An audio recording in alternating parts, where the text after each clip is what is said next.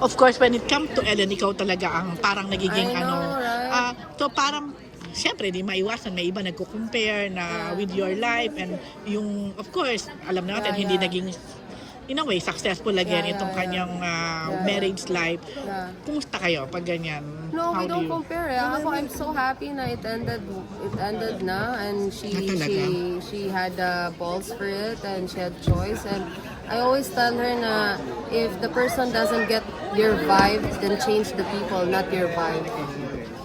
Diba? And I'm always here for you, and whatever happens, no judgment. Pero pag nakita mo siya ngayon, Oh my God, she's living the life. do you like kung ano yung nakikita mo sa kanya Oh ngayon yeah, than she's before? fucking hot and so beautiful. My God, I wanna be like her. So, ay na, ikaw lang yung nanghiwalay ng pagkaganda.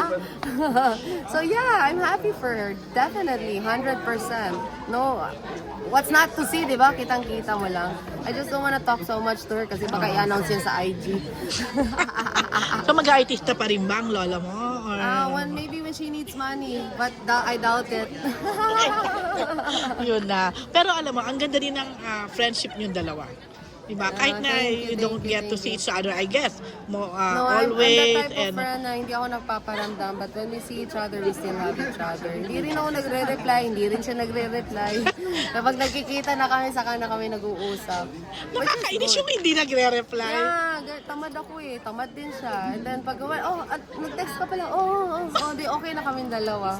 Maybe because we already know, we love each other, we know each other, and mas masarap kasi when we are together rather than talking the phone. Even my husband, I don't like talking the phone. Napapagod ako, ano pa? Sige na, bye. Yung text, ano? Pero pag magkasama kayo, Then you kami keep on talking. mag-uusap. Hanggang umaga, okay ako. Tamad ako. Nagagalit nga sila kasi hindi ako nakaka-reply. Kainis. So, yun na. Okay, Tinuturoan ko pa yung asawa ko mag-reply. Ikaw na nga mag-reply. bongga. Okay, thank you, beauty, Thank you, and good thank luck. you.